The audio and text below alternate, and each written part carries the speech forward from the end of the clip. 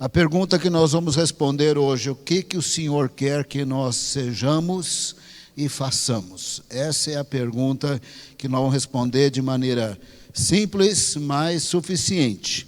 Nós vamos responder essa pergunta ao longo desta noite. Bom, respondendo então de maneira simples e suficiente, o Senhor quer que nós sejamos seguidores de Jesus. Deus não está esperando outra coisa, Ele espera que nós sejamos seguidores de Jesus. Porque as sociedades são complexas, muitas vezes ao desenvolver um ministério, por causa do Código Civil, a gente abre um CNPJ.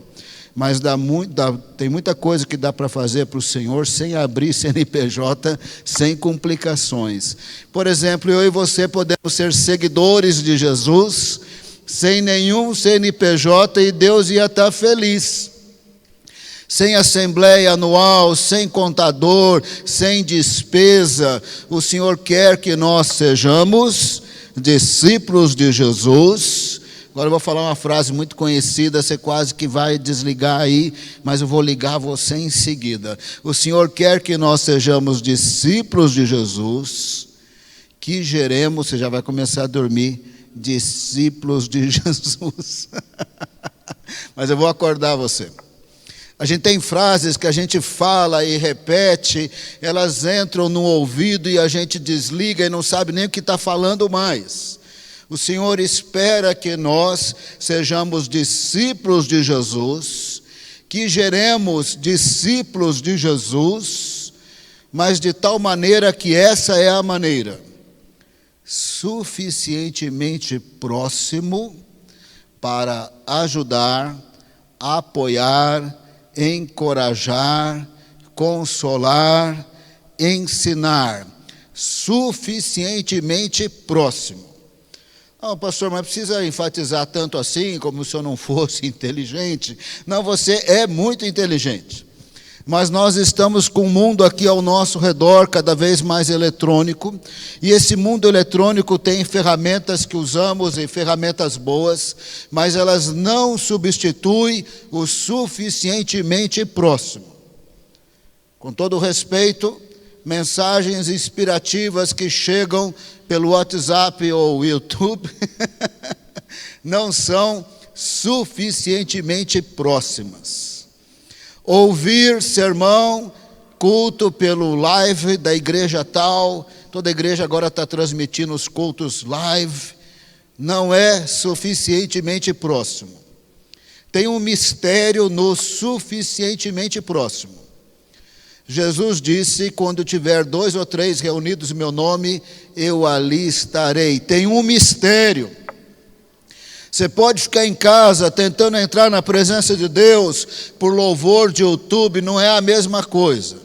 Você pode ouvir o sermão dos grandes pregadores do Brasil por meio da internet, tem valor, é uma ferramenta, mas não substitui o suficientemente próximo. O Senhor quer que nós sejamos seus discípulos, suficientemente próximos de Jesus e suficientemente próximo das pessoas. A fé é muito relacional com Deus e uns com os outros. É ao vivo e a cores. É presencial. Eu não fui arrebatado, sabe? Mas eu desconfio que na Nova Jerusalém não vai ter comunicação de WhatsApp. Não estou criticando, é uma ferramenta, eu uso muito. Só estou dizendo que ela não substitui o suficientemente próximo. Por isso que grupos de intercessão, cultos nas casas, discipulados, a presença aqui no culto é fundamental, porque tem um mistério mesmo. Quando tem 2 ou 3 reunidos em meu nome, o Senhor está ali, é um negócio meio misterioso. É um negócio diferente. Eu posso falar como um ser humano normal, mesmo quando eu não era pastor dessa igreja, eu vim aqui assistir os cultos e tal. Quantas vezes eu cheguei assim, estava meio seco, sabe? Estava meio pesado, mas eu saí do culto abençoado, sentindo a paz do Senhor, porque eu vim no culto. Se eu estivesse em casa, não teria o mesmo valor. Eu quero mostrar na Bíblia através de 2 exemplos, não são os únicos, mas são ótimos exemplos, através do seu José, Barnabé e de Pedro. Se você abrir a sua Bíblia, e eu vou ler aqui e ali o livro de Atos, então aí você fica esperto aí, fechou a Bíblia, mas marca aí no livro de Atos, porque eu vou ler várias vezes e é muito importante você enxergar na Bíblia tudo isso que eu acabo de falar. Atos 4, verso 46, o primeiro grande exemplo que eu quero usar é o seu José Barnabé. Então José, a quem os apóstolos chamavam de Barnabé, que quer dizer filho da consolação, um levita natural de Chipre, esse era o nome dele, José Barnabé. Literalmente falando, ele era José, filho de Nabas. Mas Clemente de Alexandria, no 2º século, escreveu que ele tinha sido um dos 70 discípulos de Lucas 10. Então ele conheceu Jesus pessoalmente, ele conheceu os apóstolos de Cristo do colégio apostólico, desde a Galiléia eles tinham contato pessoal. Quando o Senhor falou para os seus discípulos irem para Jerusalém, esperar o derramar do Espírito Santo, ele de alguma forma estava em Jerusalém e fez parte desse movimento de avivamento. Houve milhares e milhares e milhares de conversões, mas os apóstolos podiam dizer que entre os milhares tem um que nós conhecemos, suficientemente próximos para mudar o nome dele. Eles gostavam de chamar não de José e nem de Barnabé, eles gostavam de chamar de Barnabé, mas dando a conotação filho da consolação. Que nome lindo esse, não é? Agora você é muito inteligente, acompanha aqui comigo. Gosto de pregar para gente inteligente. Só de olhar para vocês, falar, está fácil pregar hoje. Esse povo é inteligente. Quando você lê na Bíblia que Deus enviará o Consolador, o Espírito Santo, lá no grego é parakletos, para é a proposição ao lado, que nesse caso virou prefixo, e o kletos vem do verbo kalel, do verbo chamar. Por isso que nós falamos que o Espírito Santo está ao lado, com essa missão de Deus. No caso do Espírito Santo, muito além do que ao lado, ele está dentro de nós para nos ajudar naquilo que der e vier. Mesmo em português, consolador tem a mesma raiz de consolação. Então, filho da consolação, que nem em português, que tem a mesma raiz, lá no grego são palavras parecidas. Um é parakletos, consolador, e o outro é paraklesis. Também tem klesis, raiz do verbo chamar, também tem a proposição para como prefixo. É alguém chamado para estar suficientemente próximo para ajudar, encorajar, exortar, ensinar.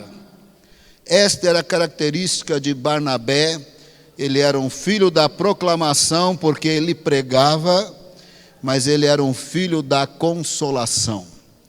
De entre milhares e milhares de discípulos, os apóstolos podiam olhar para Barnabé e falar, ele é filho da consolação. Ele está suficientemente próximo para encorajar, exortar, ensinar, apoiar. Quando ele encostava em alguém, alguém fortalecia. Quando ele encostava em alguém, alguém firmava. Ele não tinha o WhatsApp, porque não tinha mesmo, ele não tinha YouTube, não tinha nada. Eu disse, são ferramentas, eu as uso, mas estou deixando claro, não substitui ser filho da proclamação, filho da consolação. Dependendo da nossa personalidade, da nossa criação, a gente não quer ver ninguém, quer enfiar no quarto, não quer conversar com ninguém, mas não é isso que Jesus espera de nós. Ele espera que nós sejamos seus discípulos, suficientemente próximo de Jesus, suficientemente próximo das pessoas, para proclamar, ensinar, apoiar, encorajar. Deus quer nos usar como seus instrumentos, E não precisa de CNPJ, não precisa de assembleia anual, não precisa de contador, basta ser discípulo, um apoiador, um encorajador, já estaremos fazendo aquilo que Deus espera de nós. Claro que converteu o apóstolo Paulo. Vou até brincar aqui, morrendo de medo que isso chega lá no Fernandinho Beiramar, que eu espero que ele se converteu mesmo. Mas o apóstolo Paulo, num certo sentido, do ponto de vista da violência, ele era um Fernandinho Beiramar. Diz que ele está convertido lá na prisão, tal, que a irmã é crente, espero que sim. Espero que chegando um áudio lá para o Fernandinho Beiramar, ele não tem a mínima ideia que eu moro em Araçariguama. Mas se ele se convertesse e falasse para vocês, eu quero fazer culto na casa do Fernandinho Beiramar, ô pastor, vai na paz do Senhor, o Senhor é contigo, não temas. Eu mesmo não vou não. Deus te chamou, Ele não me chamou, vai nessa força. O apóstolo Paulo, as pessoas morriam de medo dele. Ele era muito próximo do sinédrio, que podia tirar a cidadania judaica de alguém, que não podia vender, comprar, não tinha mais família, era uma miséria. E ele usou essa influência para perseguir crente. Aí ele encontra Jesus no caminho de Damasco, mas a igreja não está sabendo não. Aí ele fica cego, Ananias ora por ele, ele volta a enxergar, prega com poder, mas a igreja não está sabendo não. A igreja morre de medo dele. Quem estaria suficientemente próximo para durante 14 anos, como eu vou mostrar, fazer toda a diferença de Paulo, foi o seu José Barnabé. Atos capítulo 9, verso 26, filho da consolação. Atos 9, 26. Atos 9, 26. Quando chegou a Jerusalém, Saulo procurou juntar-se aos discípulos de Jesus, porém todos tinham medo dele, não acreditando que ele fosse discípulo. Mas Barnabé, tomando-o consigo, levou aos apóstolos, contou-lhe como Saulo tinha visto o Senhor no caminho e que o Senhor tinha falado com ele. Também contou como em Damasco Saulo tinha pregado ousadamente em nome de Jesus, e Saulo ficou com eles em Jerusalém, entrando e saindo, pregando ousadamente em nome do Senhor. Quem tinha credibilidade, respeito, acesso ao colégio apostólico para falar, olha, pode receber aqui o nosso Fernandinho Beiramar do primeiro século, o homem é crente. Jesus apareceu para ele, ele é crente. Ele teve essa experiência com Jesus, que nós sabemos que está vivo. E o homem já está pregando. Ô Paulo, mas já que você está falando, traz o Barnabé, já que você está falando, traz o homem. E aí ele entrou e saiu com os apóstolos. Agora ele terá relacionamento pessoal suficientemente próximo com os apóstolos de Cristo, porque Barnabé, suficientemente próximo, se encostou nele e o ajudou. Esse suficientemente próximo não deve ter durado 90 dias. Eu acho que durou uns 30 dias, porque Paulo era assim com o sinédrio, e quando o sinédrio soube que ele era convertido, tinha uma vontade de matá-lo, e ele foi colocado num cesto e fugiu para a Arábia. As pessoas dizem que Paulo ele fugiu para a região do rei Nabateu, que hoje é Jordânia, não é Arábia Saudita. Ele possivelmente também morou nessas regiões da famosa cidade Petra. E apesar que nós não temos os detalhes, quando Paulo escreve a lista das suas perseguições, ele fala, eu fui perseguido pelo rei Nabateu. Pregou o evangelho lá também. Saiu correndo lá também.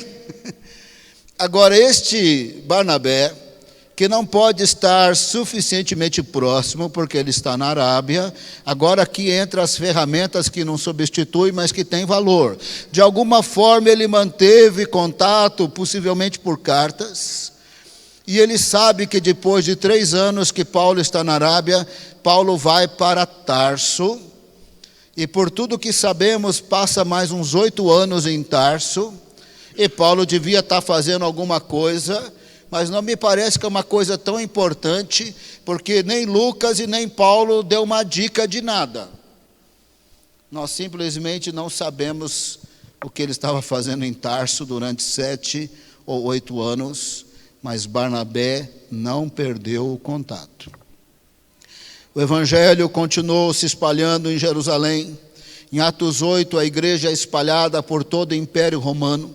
Evangelistas que eram discípulos dos discípulos, que não sabemos os nomes, mas pela primeira de Pedro nós sabemos que eram pessoas cheias do Espírito Santo. Eles implantaram a igreja na Capadócia, no Ponto, na Bitínia, no Egito, onde é hoje a Líbia, onde é hoje a Tunísia, onde é hoje o Marrocos, também onde é hoje o Irã, na Pérsia, na Armênia.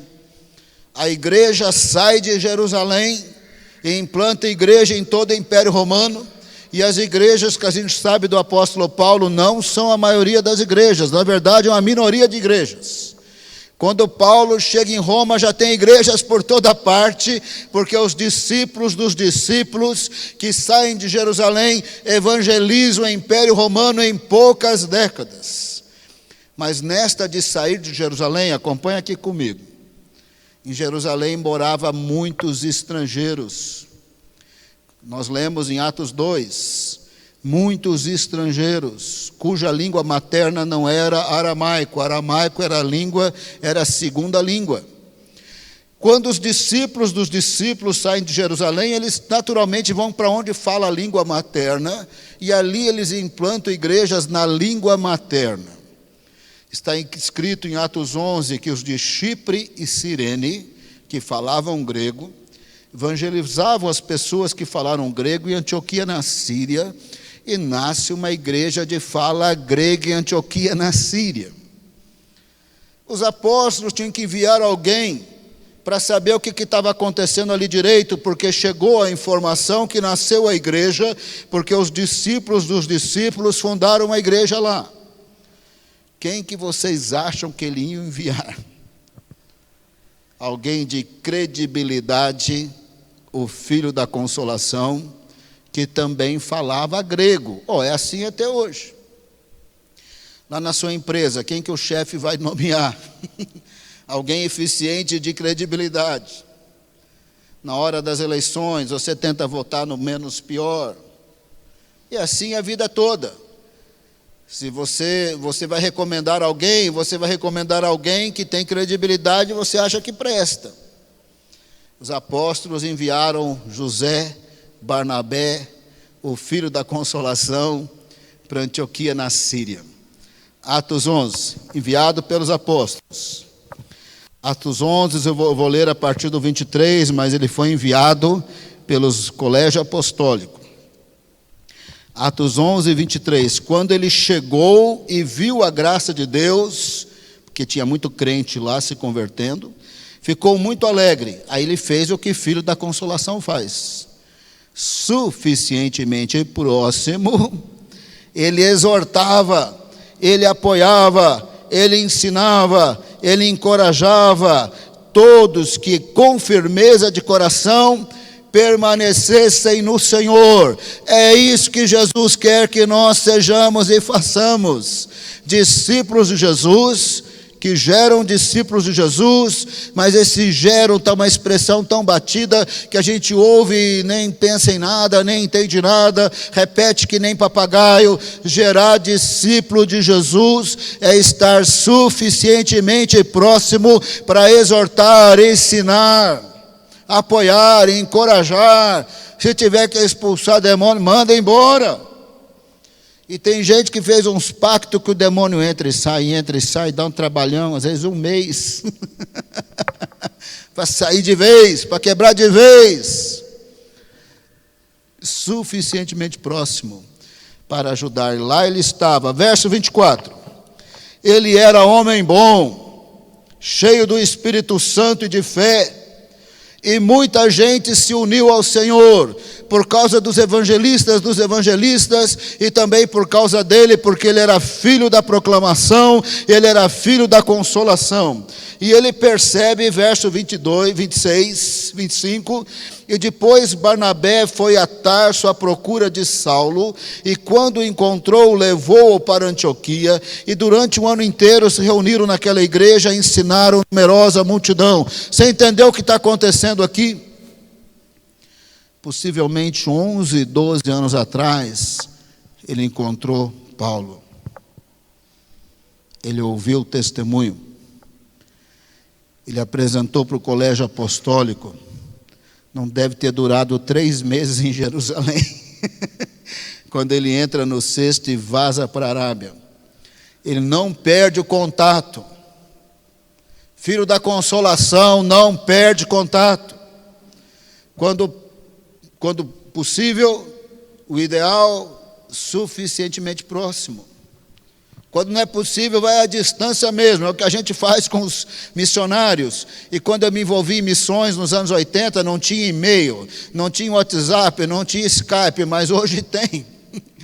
Hoje o missionário pode mandar um áudio, a gente pode mandar um áudio, pode mandar um vídeo, a gente pode mandar um vídeo. Nada disso existia. O telefone era caro demais. Era carta que ia, demorava 2 semanas, era carta que demorava 2 semanas, era 2 meses para fechar um assunto, mas nos dias de Hudson Taylor era um ano inteiro. O navio 6 meses para ir, 6 meses para voltar. E nos dias de Barnabé não deve ter sido fácil. Mas ele manteve o contato que fosse possível. E ele lembrava desse jovem, agora talvez não tão jovem, que tinha um chamado de Deus para trabalhar com não-judeus, e a primeira igreja de não-judeus, na história registrada, pode ter tido outra, mas na história registrada, Antioquia da Síria. A primeira igreja de não-judeus é na casa de Cornélio, fundada por Pedro. A segunda fundada por esses evangelistas anônimos. E lá vai Barnabé atrás de Paulo em Tarso, fala: Paulo, os 8 anos se passaram aqui, parece que você deve estar fazendo tenda aqui, alguma coisa. Deus tem um chamado na sua vida. Você lembra? Agora já tem uma igreja de não-gentios. Os apóstolos de Cristo me mandaram para lá, eu sou o pastor sênior. E eu vim chamar você para trabalhar comigo. E ele coloca Paulo na equipe pastoral. E durante 1 ano eles ministram, todos eles, inclusive esses 2, para numerosa multidão. Claro que os dons e talentos de Paulo vieram de Deus e não de Barnabé. Mas a mentoria, o acompanhamento, o discipulado, as portas abertas em Jerusalém, as portas abertas em Antioquia na Síria, é porque este homem tinha credibilidade e ele era um filho da consolação para abrir portas. Para abrir portas para que ele desenvolvesse, e agora ele está desenvolvendo mais do que nunca ao lado do pastor sênior, ao lado de Barnabé. É isso que o Senhor quer que nós sejamos, que nós façamos. Não é complicado, irmão, a gente às vezes complica. Muitas vezes as pessoas me procuram: pastor, eu queria abrir um CNPJ. Eu falei: ora bem, hein? Porque você pode fazer tudo o que Jesus quer que você faça sem CNPJ. Hora que você abrir CNPJ, você vai ter que fazer assembleia anual, você vai ter que pagar o contador, você já vai ter que ir dinheiro para o site, não sei o quê. Pode ser que você tenha que abrir um CNPJ, mas ora bem. Porque para ser discípulo de Jesus, filho da proclamação e filho da consolação, você não é obrigado, mas se precisar processar dinheiro, aí você vai ter que abrir o CNPJ. Mas veja bem, às vezes não será preciso e não complica. Ande com Jesus, se aproxime das pessoas, seja um filho da proclamação, um filho da consolação, você fará diferença no mundo. Vidas transformadas, pessoas transformadas. E Deus vai te usar para a honra e glória do nome dEle. Bom, eles estavam lá durante 1 ano. Atos 13. Atos 13, verso 1. Paulo Barnabé havia introduzido Paulo aos apóstolos, havia acompanhado mesmo à distância Paulo, havia colocado Paulo na equipe pastoral. Paulo está trabalhando ao lado do pastor sênior. Atos 13, verso 1. Na igreja de Antioquia havia profetas e mestres. Barnabé é o pastor sênior. Simeão, chamado Níger, Lúcio de Cirene, Manaém, que fora criado com Herodes o tetrarca, e Saulo, o júnior, foi colocado pelo sênior. Era o júnior de grande potencial, de grande poder, de grande unção. Ia ser um dos que ia entrar no colégio apostólico, escritor de um pouco mais da metade do Novo Testamento. Mas quem tem a credibilidade de chamá-lo, de andar junto, estar suficientemente próximo, de dar oportunidade, é Barnabé. E agora o Espírito Santo fala no verso 2: enquanto adoravam o Senhor e jejuavam, disse o Espírito Santo: separem Barnabé, o pastor sênior, e Saulo, o júnior, para a obra que eu os tenho chamado. Não só Barnabé o apresentou para os apóstolos, não só Barnabé o acompanhou à distância, não só Barnabé o colocou na equipe pastoral da primeira igreja de não-judeus da história registrada, mas Barnabé vai sair com ele para a primeira viagem missionária. Ele era meio impetuoso, ele tinha suas qualidades e tinha os seus defeitos, mas o pastor sênior ia junto, acompanhando. Aqui, eu também tenho sido um pouquinho de pastor sênior, dando oportunidades. O pessoal pensa que eu sou bobo, eu só faço cara de bobo. Mas eu estou de olho em vocês. Esses dois aqui estão fazendo um trabalho maravilhoso. André, Lígia, a equipe de casais, trabalho maravilhoso, diáconos. A Emily com a sua turma lá. Gente, eu estou para achar defeito. Outro dia limparam a igreja, estava limpinha, mandaram as fotos para mim. Eu falei, eu tenho que achar um defeito aqui. Tem um cisquinho aí do lado do vaso, pode dar uma olhada, porque eu não conseguia ver defeito. Falei, para eles não ficarem se achando. Falei, dá uma olhada aí do lado do vaso que eu acho que tem um defeito. Tem muita gente aqui crescendo na igreja, nas oportunidades de ministério. Nós temos a Elaine, esposa do André, pregando nas quartas-feiras, dirigindo o discipulado de adolescentes no Viçoso, pregando no Viçoso, mas como cresceu. E nós temos gente que cresceu, porque cresceu, nós temos gente que desenferrujamos. O crente era usado por Deus, estava enferrujado. Eu falei, está na hora de desenferrujar. Aí não vou falar o nome de quem eu andei desenferrujando, mas eu andei desenferrujando uns crentes aí. Eu falei, Deus quer te usar, você já foi usado. Então, num certo sentido, eu sou um Barnabé aqui na vida de alguns. Estou de olho, hein? Mas estão indo muito bem, glória a Deus. Estou muito grato, muito feliz. O Pedro também Deus está usando, Juninho, nossa, quanta gente aqui na igreja. Não citei o nome de todo mundo, mas o pessoal está... Mesmo a pastora Ailton, da onde ele veio, da onde ela veio, quanto cresceu, é porque Deus nos chamou para seguir Jesus, estarmos suficientemente próximos para encorajar, apoiar, exortar. No certo sentido é uma mentoria, tem que deixar trabalhar, tem que deixar errar, tem que corrigir, assim cresce. E a primeira viagem missionária vai Barnabé junto com o pastor Júnior, e claro que o pastor Júnior ia ser Paulo, mas Barnabé tinha a grandeza de reconhecer, ele na verdade, na maior parte das vezes, ele era o orador, na maior parte das vezes, possivelmente, ele tinha grego muito bom, ele era o mais estudado, o que viu Jesus, recebeu muito poder e unção, uma facilidade enorme de abrir igrejas, mas estava Barnabé do lado dele. Aí quando eles voltaram da primeira viagem missionária, deu ruim lá na Antioquia da Síria. Sempre dá ruim um pouco, viu, irmão? Não dá perfeito sempre, não. Sabe o que dá ruim um pouco? Jesus disse, e tudo que Jesus disse acontece. Tem coisa que Jesus disse que eu não gosto, mas Jesus disse acontece, eu gostando ou não gostando. Jesus disse que o diabo coloca joio no meio do trigo. Eu não gosto, foi Jesus que disse, portanto o diabo opõe. E tem trigo, tem joio que parece tanto com trigo que ele engana bem. E tem joio que você desconfia, é joio. E o Senhor não deixa tirar na Bíblia. O Senhor fala, tem que deixar para tirar no julgamento. Se tentar tirar antes, vai dar problema, vai arrancar trigo junto. Tem hora que falou, Senhor, esse aí eu desconfiei. Senhor, esse aí eu tenho até certeza. Tem certeza que não dá para arrancar antes? Pelo menos esse, Senhor. Não, não dá. É o Senhor que tira, é o Senhor que permite. Mas o diabo põe joio sim. E lá em Antioquia da Síria chegou uma turminha de Jerusalém que os apóstolos não tinham mandado, tentando judaizar a igreja, dizendo que Jesus não era suficiente para salvar.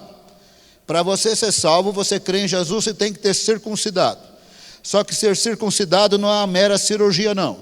Significava submissão à lei de Moisés para ser salvo. Só que ninguém consegue seguir aquela lei inteira sem pecar. A Bíblia deixa muito claro, e Paulo deixa claro, que a lei de Moisés era para definir o que era pecado e para a gente perceber que somos pecadores, porque ninguém cumpre aquilo ali perfeitamente. Reconhecendo que somos pecadores, estaríamos preparados para receber o Redentor, o Salvador, que tomou o nosso lugar na cruz.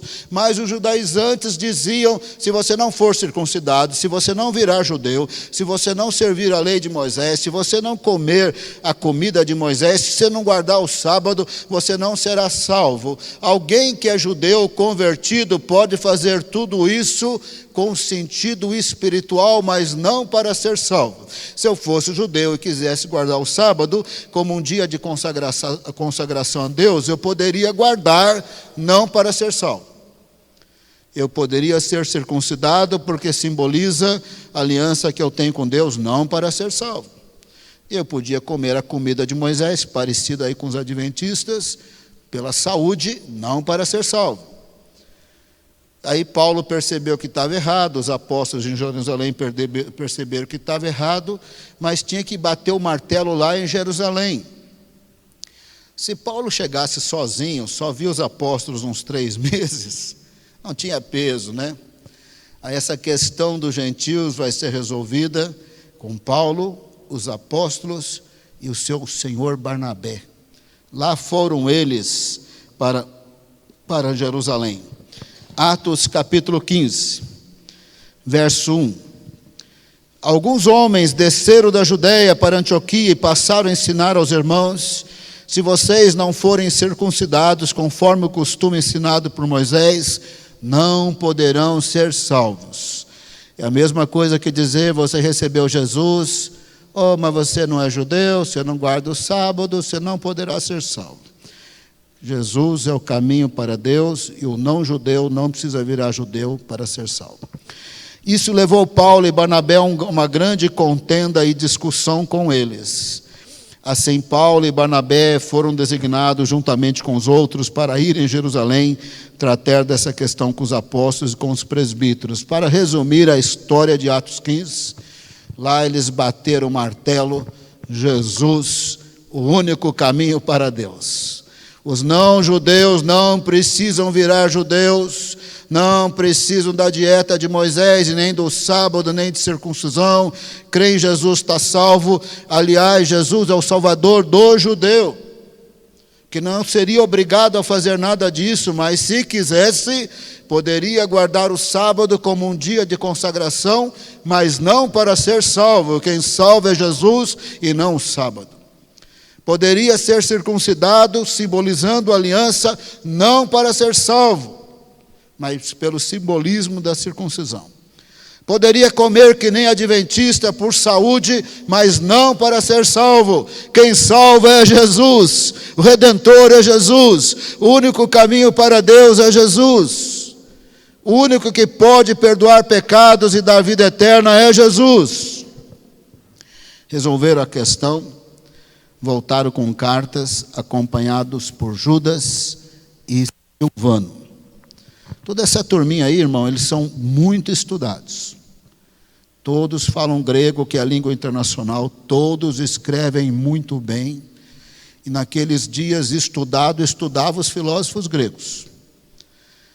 Eles vão para lá, para as Gálatas, olha, os apóstolos falaram que o negócio aqui é esse, pronto, acabou. Quem entende aí desses negócios aqui é os apóstolos de Cristo que andaram com Jesus, e eles estão falando que é assim e não é assado e acabou.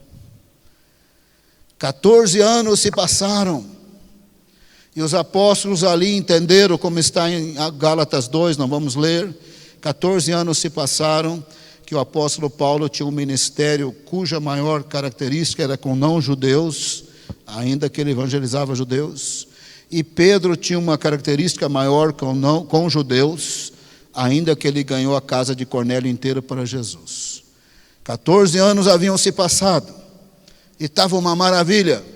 Barnabé, filho da proclamação, filho da consolação, ele que introduziu Paulo na comunidade cristã, ele que introduziu Paulo aos apóstolos, ele que acompanhou Paulo, ele que colocou Paulo na primeira equipe pastoral da primeira igreja de não-judeus, ele que acompanhou Paulo na implantação das igrejas da primeira viagem missionária, e ele com Paulo que bateu o martelo lá em Atos 15, com os demais apóstolos, de que só Jesus é o caminho para Deus. Eu diria que o ciclo estava completo. Barnabé fazia aquilo que Deus queria, ele era filho da proclamação, filho da consolação. Aí eles tiveram um desentendimento. O desentendimento fez quebrar o pau. Lá no grego eles quebraram o pau. Na tradução está mais bonitinho, mas quebraram o pau. O apóstolo Paulo, ele era bem rígido. E João Marcos, sobrinho de Barnabé, numa viagem missionária, havia abandonado a viagem. Barnabé queria levá-lo para a segunda viagem, passa a Macedônia. Paulo falou, não, esse preguiçoso aí começa a trabalhar e larga pela metade. Esse irresponsável, não está fora. Na minha equipe só trabalha ralador responsável. Era sobrinho de Barnabé, não, temos que levar. Você tinha má reputação, eu fiz o que fiz por você, temos que grudar nesse João Marcos. Ele era filho da consolação, suficientemente próximo para formar Cristo. E você quer saber, Barnabé estava certo, queimou o filme de Paulo. Por séculos o pessoal fala que Barnabé estava certo. Evidentemente que Paulo também foi amadurecendo, evidentemente que a gente tem nos escritos de Paulo mais tarde, em que ele elogia João Marcos, então ele reviu o ponto, e certamente ele reatou o relacionamento com Barnabé, mas a verdade é que eles nunca mais andaram juntos. Aí Barnabé foi abrir a igreja em Chipre, e Paulo foi abrir as igrejas que ele abriu, e os milhares e milhares de crentes espalhados estavam abrindo igreja para tudo quanto é lado. Em pouco tempo o Império Romano estava evangelizado, ainda que as pessoas morriam por Jesus naqueles dias. Mas Barnabé é um grande exemplo. Se Deus nos agraciar, se a gente for metade Barnabé, já está bom, viu, irmão? Uns 60% Barnabé, nós vamos melhorar bem. Mas eu presumo que enquanto eu estou pregando, você está falando para você mesmo. Acho que eu não vou conseguir. Eu pequei feio. Preciso dizer para você que todo mundo pecou feio depois que recebeu Jesus. Você não precisa contar para ninguém. Pensa aí na sua cabeça. Qual foi o seu pior pecado depois que você recebeu Jesus? Todo mundo tem. Porque quando nós recebemos Jesus, nós não estamos maduros. Nós nem lemos a Bíblia inteira. Nós nem entendemos o ensino do perdão. Você acha que eu me converti, já fui perdoando todo mundo fácil? Conforme eu li, entendi, estudei, eu tomei uma posição de ser um perdoador, um abençoador. Mas eu não era um perdoador fácil. Eu fui ensinado, eu fui discipulado pelos muitos livros que eu li. Até nós crescermos, a gente peca feio. Depois a gente fica pensando assim, meu Deus, eu não presto para isso não. Pequei feio demais. Basta Jesus me perdoar e me levar para o céu, já está bom. Mas Deus não desiste. porque Ele quer que nós o sigamos e vamos crescendo, para sermos filhos da proclamação e filhos da consolação. A gente desiste, mas Ele não desiste. Pensa nos apóstolos de Cristo. Você há de convir comigo que abandonar Jesus é grave, não é? Abandonei Jesus. Jesus foi preso, todos eles abandonaram Jesus, não sobrou um. Você concorda que abandonar Jesus é grave? Você concorda que Pedro falou, eu posso ser preso e morrer com o Senhor, depois negou 3 vezes antes do galo cantar? Ei, negar Jesus é grave. Jesus disse, se você me confessar diante dos homens, eu te confesso diante de Deus. Se depois de tudo que eu fiz por você, você me negar diante dos homens, eu te nego diante de Deus. Abandonar Jesus e negar Jesus é grave. Não tem um discípulo de Jesus que não pecou grave depois que se converteu. Mas se você e eu nos arrependermos dos nossos pecados, Ele é fiel e justo para nos perdoar, e pela mesma graça que perdoa, pela mesma graça que salva, pela mesma graça Ele dá o Espírito Santo, pela mesma graça Ele nos usa, e nós não vamos ser rígidos com ninguém. Você acha que pastor é rígido? A gente lembra dos nossos pecados, irmãos. Eu lembro da minha adolescência. Você acha que era adolescente perfeito, maduro? Agora eu tenho 59 anos, eu melhorei um pouco em relação à adolescência. Mas você acha que eu era adolescente maduro? Você acha que eu sempre li a Bíblia, orei na adolescência com a maturidade que eu tenho hoje? Claro que não. Eu fui crescendo. E a gente precisa dos filhos da proclamação e dos filhos da consolação para a gente chegar lá e Deus quer nos usar. Os apóstolos de Cristo se arrependeram. Pedro negou, mas ele saiu para chorar amargamente. Quando ele encontrou Jesus, ele já tinha arrependido. E a Bíblia diz que Jesus apareceu para o grupo de apóstolos 2 vezes na Judeia, uma terceira vez, não é a última, é a terceira vez no mar da Galileia. Tem aquela vez importantíssima em Mateus 28, tem a vez importantíssima em Betânia, antes de subir aos céus. A terceira vez, Jesus falou para Pedro 3 vezes, você me ama? Pedro falou, tu sabes que eu te amo. A terceira vez, Pedro ficou triste. O Senhor sabe todas as coisas, o Senhor sabe que eu te amo. Pedro estava dizendo, naquela pressão lá, que eles podiam me prender, me matar, eu neguei o Senhor, é pecado. Mas o Senhor sabe que eu te amo, mesmo quando eu neguei o Senhor, eu te amo. Jesus no céu não precisa de nada, irmão. Ele não paga aluguel, ele não tem fome, ele não paga imposto, ele não morre, ele não fica doente. Jesus quer que nós o amemos, o seguindo, gerando discípulos. Esse gerando discípulos eu falo com luta dentro de mim.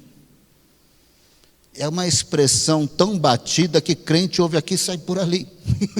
Cada vez que eu falar para você, gerando discípulo, eu estou falando do filho da proclamação, eu estou falando do filho da consolação, suficientemente próximo para apoiar, ajudar, ensinar, exortar. A eletrônica é uma ferramenta, tem valor, mas não substitui. Pedro falou, sim, eu te amo, então você vai pastorear minhas ovelhas. Não vai ser pelo YouTube. Pedro falou, o que é isso, Jesus? Mas não vai ser, Pedro. Não vai ser pelo WhatsApp. O que é isso? Não, você não precisa nem saber. Não vai ser. Suficientemente próximo. Interessante que Pedro falou que ia morrer, e Jesus disse, não, você vai me negar. Agora Pedro falou, não vou falar mais nada, quanto menos eu falar, melhor. Aí quando ele não falou nada, Jesus falou, mas você vai morrer por mim. João 22, não, desculpa, João 21. Abre a Bíblia aí. Tem fogo na Bíblia, viu, irmão? Foi inspirada pelo Espírito. Vai pegando na Bíblia, irmão, você vai sentir o fogo de Deus. João 21, verso 18. João 21, 18. Digo-lhe a verdade, quando você era mais jovem, vestia-se e ia para onde você queria.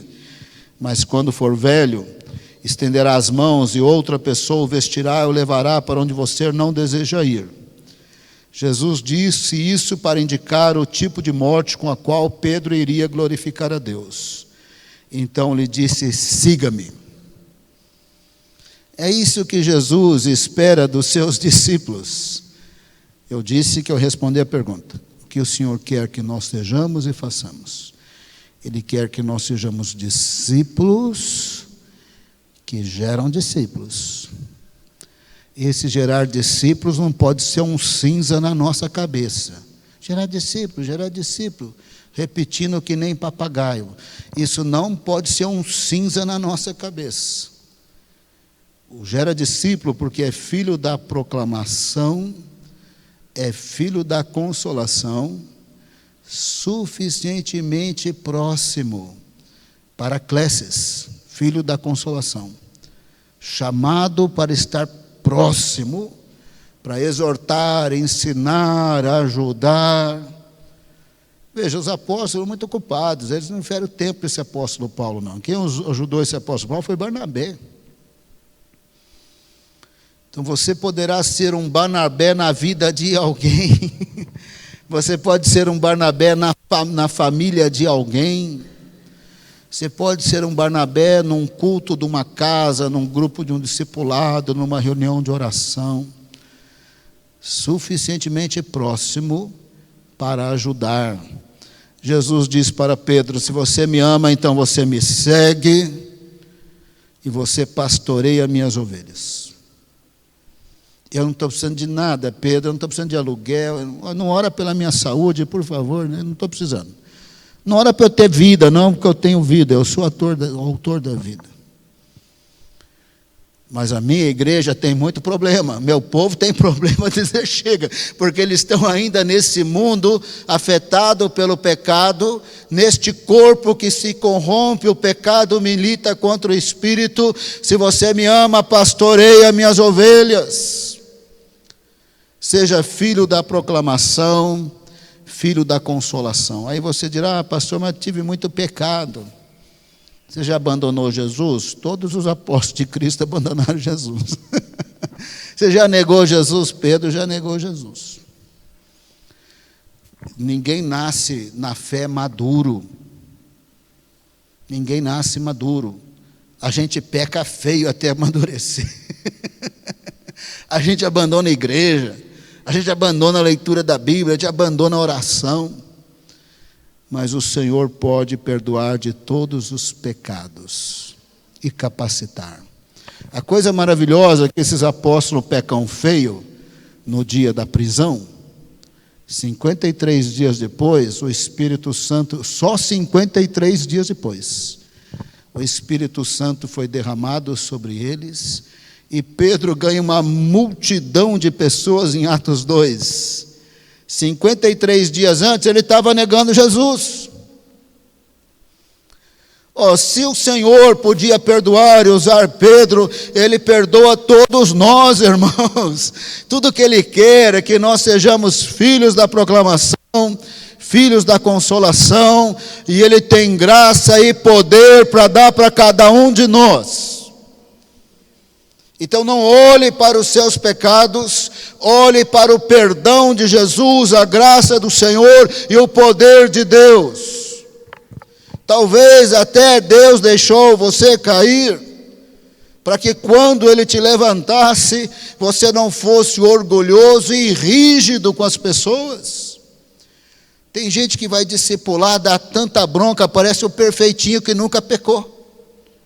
Vai exortar, exorta com tanta ira, parece que é o perfeitinho. Jesus falou, não tem pecado, você tira a pedra. E todo mundo tem pecado. Então vai ser filho da consolação, com amor, com paciência, andando a segunda milha. Porque lá no passado Deus usou alguém para nós chegarmos onde nós chegamos. E agora que estamos um pouquinho mais maduros, o Senhor espera que nós sejamos pastores amorosos, intercessores amorosos, pacientes. Lembra de Pedro em Samaria? Pedro e João? Acho que é um desses dois aí, ou então João e Tiago, um desses dois aí. Que os samaritanos estão jogando pedra em Jesus, e eles lembram de Elias, que caiu fogo do céu. Falou, Senhor, manda fogo do céu, mata todo mundo. Jesus falou, mas vocês não sabem de quem vocês são filhos? Que ideia, né? Que cabeça, né? Você já não teve assim vontade de Deus matar não sei quem? Sabe o que o Senhor pensou naquela hora? Você é filho de quem? Você não é filho do cão, não, vai ficar desejando que a pessoa morra. Você é meu filho. E não é que esse João depois virou filhinhos, amados. Ficou bonzinho, né? Ficou bonzinho demais. Então o Senhor quer que você seja filho da proclamação, filho da consolação, e Ele tem graça e tem poder. Tem ou não tem? Levanta a mão aí com fé, aleluia. Irmão, eu gosto do povo pentecostal que gosta de orar, sabe? Você é pentecostal? Você não é agente secreto não, né? Que os pentecostais hoje, para falar aleluia, irmão, o pastor tem que falar, fala aleluia, fala aleluia. Aí o pastor tem que falar, fala para o irmão do lado, porque o pentecostal morto, nós estamos dizendo que o pentecostal tem que falar, fala aleluia, fala para o irmão, fala. Se é pentecostal ou não é? Então levanta para orar com fé, sem o pastor ficar falando, fala, você vai orar animado. Faz grupo aí de oração animado do povo do fogo de Deus. Vai, 2 em 2, 3 em 3.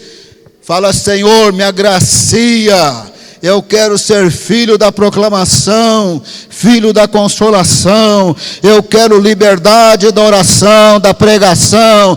Pastor não vai precisar falar. Fala para a pessoa ao lado, fala 10, aleluia, 4, glória a Deus. Não precisa falar. Você quer louvar a Deus e orar e proclamar. Começa a orar, os irmãos aí da África com boca aberta, começa a orar, todo mundo juntos aí, buscando a Deus. Faz grupinho, irmão, não faz linha não, faz grupinho, dê a mão para a pessoa ao lado, faz grupinho de oração, ora, busca a Deus. Ele quer te dar graça para você ser filho da proclamação, filho da consolação. O Senhor quer te abençoar.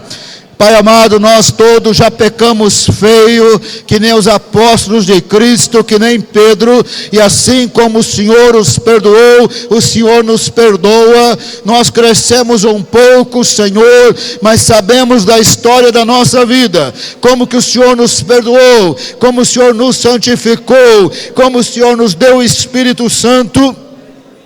Recebemos das tuas mãos graça, saímos da igreja hoje à noite para sermos filhos da proclamação, filhos da consolação, para a honra e glória do nome do Senhor. Não será por força nem por violência, será pelo teu Espírito Santo, será pelo teu Espírito Santo. Aleluia, glória a Deus.